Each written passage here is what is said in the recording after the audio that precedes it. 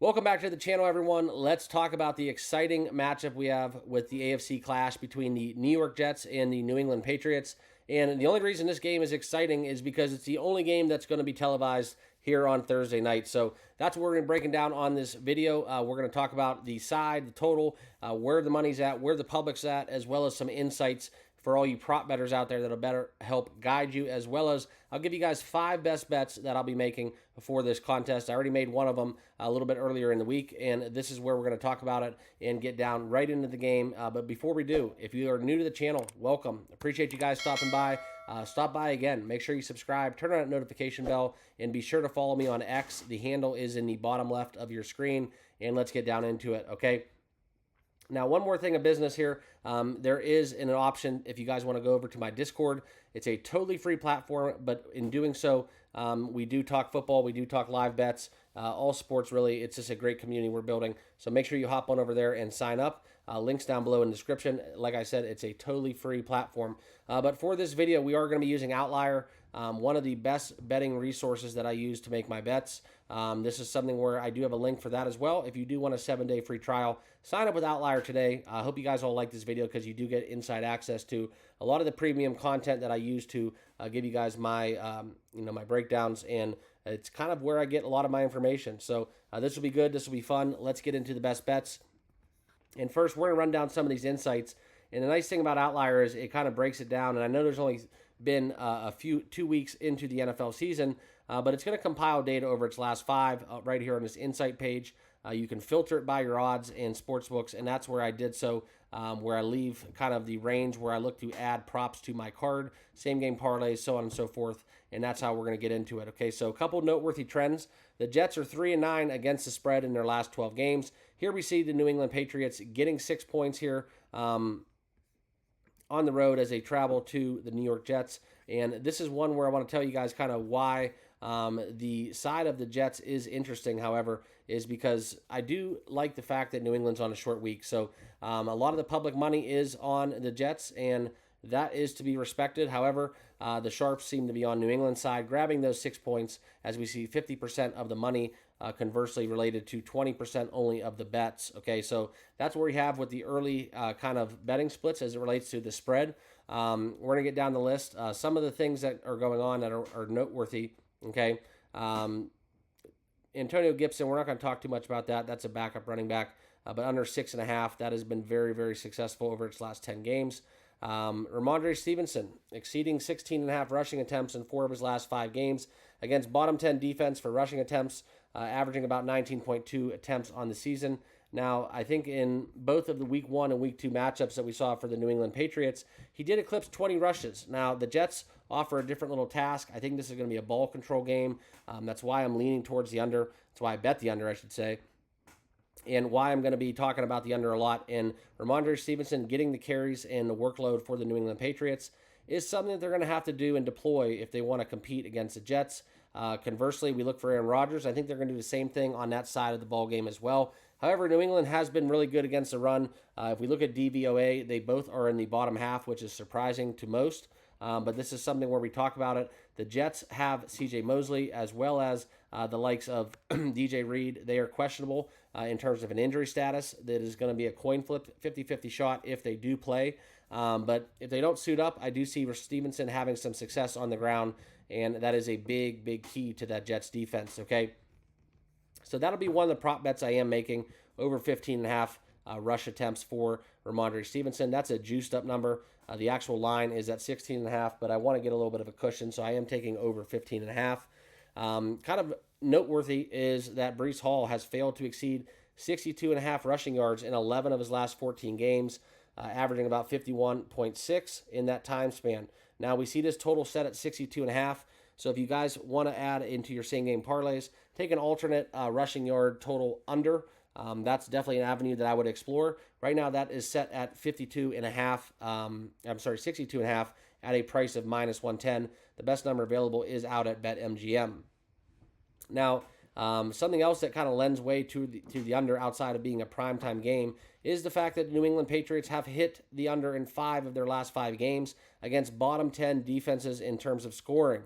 So that right now, you can see right at 38.5, that is kind of looking like it's going to go back up to 39 at one point, but minus 104 is that best number available if you do like the 38.5. So I did bet 39.5, so that will be the best bet that I give out. It's a key number, 39, and that's what we're going to look for, okay? Now, another storyline and a little insight within this is Hunter Henry, okay? You can pull up Hunter Henry's stats and see what he's been doing within the New England Patriots. And I know Mac Jones is not there, but last week against the Seahawks, 8 receptions for 109. Bengals, 2 receptions for 18 yards. So there's definitely something that's attractive to Jacoby Brissett within the likes of Hunter Henry. I don't like this total at 3.5, so I am going to kind of not play this, but this is an angle where I would explore Hunter Henry, possibly. I don't see a lot of touchdowns, so not in the anytime touchdown market. However, it is something where he is going to probably get a touchdown or two very, very shortly. So he is due, not scoring 1 on the season, but at this total at 3.5, I would probably lean towards the over if I had to bet it. But that's just an exciting angle if you want to kind of be intrigued by a little tight end play here for Jacoby Brissett. Look for Hunter Henry to get some grabs for sure. I just see it more at 3. 3.5 is a little risky at minus 125. Okay. Another thing for anytime touchdown players, Breece Hall has gotten a touchdown in 5 straight games. That's why that number is set at minus 155. Odds-on favorite. Very chalky. And that's kind of where we look at the game in terms of the total. How many touchdowns do we get? Okay, how many touchdowns are we going to get? But if the Jets do get one, I do look for Breece Hall to get that. Okay. And then the other ones that we're going to talk about is Allen Lazard. Now, I'm not going to bet this in terms of the receptions. He's failed to exceed 2.5 receptions in 7 of his last 9. So you can see that right now set at plus 100.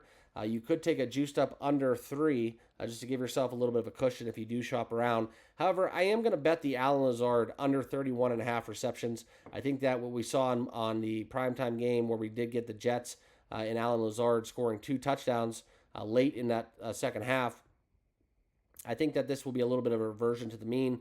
I understand the compatibility and the connection that he does have with Aaron Rodgers from Green Bay. However, I just don't see it here. I think that Garrett Wilson will have a day tomorrow in the Thursday night matchup, and I think it's going to be more of a Garrett Wilson game. However, things will open up for Lazard if he does get shadowed, and New England, under Bill Belichick, did look to take away their best player, which by all accounts, if we're going to be honest with each other, it's going to be Garrett Wilson. He's absolutely phenomenal, a stud athlete and one of the best wide receivers in the league just from a talent perspective. The only problem with him in the Jets offense is he's very easy to take out of the game. I shouldn't say very easy, but it's very easy to scheme that way and allow a team to kind of shadow him and have someone over the top that's going to kind of alleviate some of their concerns on the outside. I think we get that, but I still think Garrett Wilson goes over the 64.5 yards. That will be one of my best bets as well in terms of props. So Garrett Wilson, I am going to be taking over his receiving yards. This number has climbed up a little bit. I still like it at 64. If you bet it early in the week, you could have found a 61 or 62.5. But this is something after a slow start to his 2024 campaign.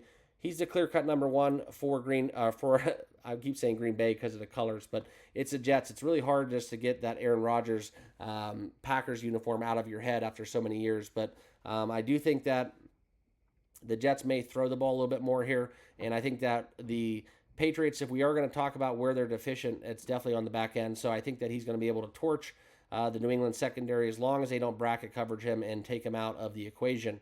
Okay, and even if they do that, I still think he gets a couple chunk gains where we could go over that 64.5 pretty easily. Okay, so that's kind of where I'm going to be at from a prop standpoint. One other angle that I'm going to shoot is going to be Breece Hall. I think the volume's there, and I think that this is something where if New England's going to attack and play the way they've been playing in recent games, how they played against the Seahawks and the Bengals, I think it opens up some lanes in the pass game out of the backfield. So for Breece Hall, that's something where I'm going to look into his receptions. He had 7 receptions against the Titans and 5 receptions against the 49ers. I think this number is set a little bit too low, so over 4.5 receptions at minus 104. And when I say low, I mean it should be set at, it's really hard to make it at 5.5, but taking that low odds at minus 104, basically even money that he goes over that receiving total for receptions. That's where we're going to be at within Breece Hall, and that will be my last prop bet. So we have four best bets in terms of props, as well as the under 39.5 that I'll be on for this matchup. So not just another primetime under, but we do get the likes of a primetime spot where historically and traditionally, I do always bet the unders. And here's where you're seeing a lot the betting splits as I pull it up for you guys.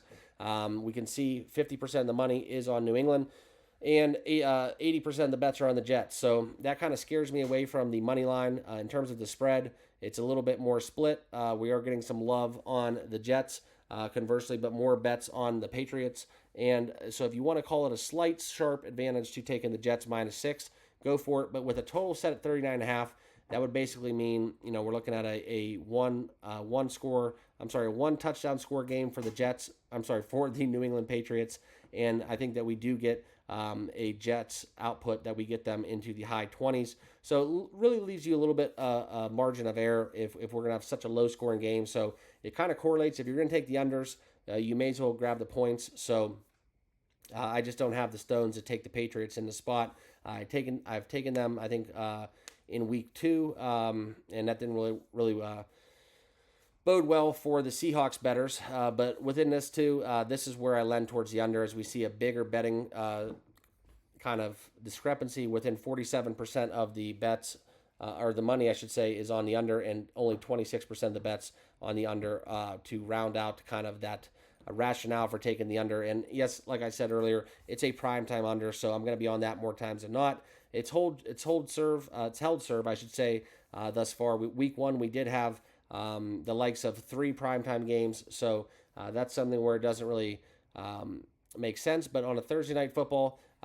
we are going to get an under Thursday and Sunday nights and Monday nights when we go back to only having 3 games instead of 4.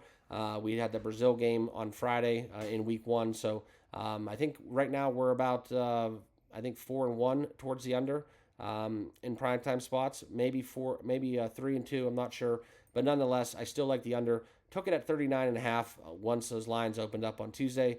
And as always, when we get later in the season, when weather becomes a concern, this Jets-Patriots clash, this is one where I do like to look at live betting opportunities. Something I do with unders on primetime spots. Every change of possession, every punt, every turnover, as long as we keep it within the bracket, within midfield, where the kickers kind of have the potential to keep pinning them deep, keep getting close to the 40, punt the ball, and then it's just kind of that field position battle that results in a lot of lower scoring games. So I think the clock's going to be run. I think they're going to try to exhaust the clock on both sides. The Jets offense does look to get going, but at heart, it's going to be a Robert Saleh defensive-minded club, and I think that they're going to run the football. I think the New England Patriots are going to run the football, and we do get that nonstop clock until we get to 2 minutes. So definitely giving an indication where I think that 39.5 is a very sound bet. So that'll wrap up my best bets. There you go, guys. I'll pull it up on your screen for you guys to see on your way out. And also on your way out, if you haven't done so, please subscribe to the channel. Smash that like button. Hop on over to the Discord. Follow me on X, all that good stuff. And we'll see you guys all in the next video. Cheers. Good luck with your bets.